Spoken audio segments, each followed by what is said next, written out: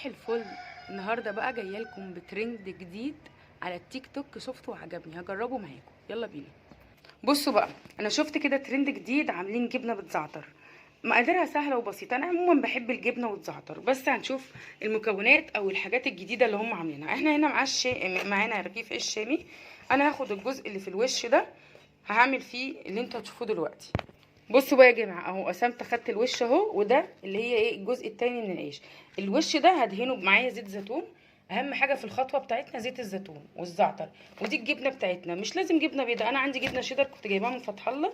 انا هدهنها، بس لسه خطوه الجبنه مش دلوقتي. هنا العيش بتاعي اللي هو الوش ده هندهنه وش وظهر بزيت الزيتون، ونحط عليه زعتر، ونحطه في الشوايه بتاعتنا او في الميكروويف او في الفرن الكهرباء بتاعنا، ننشفه خالص. تمام. بدهن اهو، بدهنه كويس قوي بزيت الزيتون.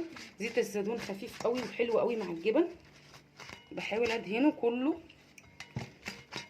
على فكره يا جماعه زيت الزيتون مهم جدا للاكل، يعني مفيد ومهم، وانا بستخدمه عشان انا تعبانه كمان يعني.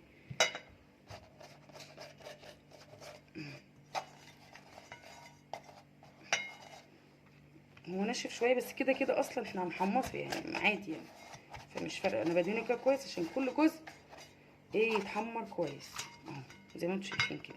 هاخد بقيه الحبه دول، خلاص هما باقي حبه صغننين هاخدهم.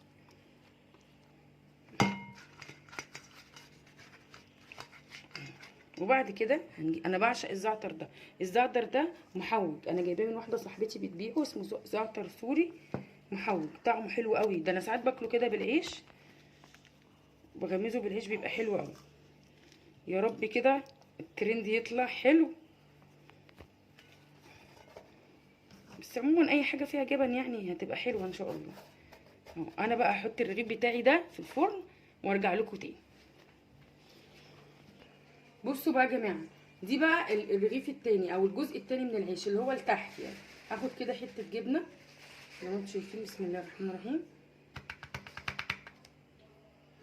طبعا ممكن تعمليها بجبنه بيضاء، يعني دي نضيفه ودي حاجه اللي انا هاكلها يعني محدش يقدر. اهو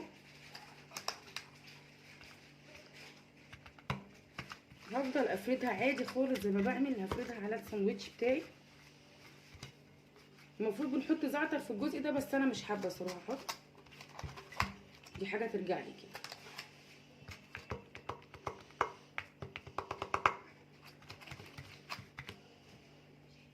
معايا هنا طرنشات خيار وطماطم او قوطه يعني اهو، احطهم كده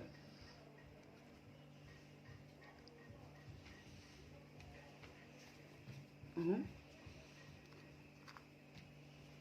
بس كفايه، انا هشيل دي واحط دي بس كفايه كده. وهنستنى بقى العيش يتحمص وهنكمل بقيه الساندوتش الترند بتاعنا، خليكم معانا. بصوا حبايبي، خلاص انا نشفت العيش بتاعي اهو في الفرن. هبتدي بقى، بصوا ثانيه واحده كده، بصوا هكسره كده. يا رب يطلع حلو بعد هدة الحيل دي، انا عايزه افطر جعانه اهو، بس ان شاء الله يطلع حلو. ايه فايده العيش المحمص ده مش عارفه، بس قلنا نجرب الوصفه زي ما هي ما شفناها عشان نشوف طعمها. وهنلفه كده عادي خالص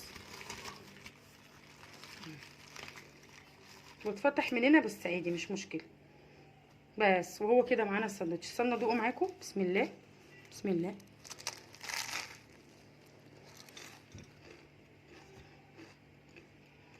الله، تحفه يا جماعه، تحفه والله العظيم، عجبني جدا. انا مستنياكم تعملوا وصفه وتنزلوا تقولوا لي ايه رايكم.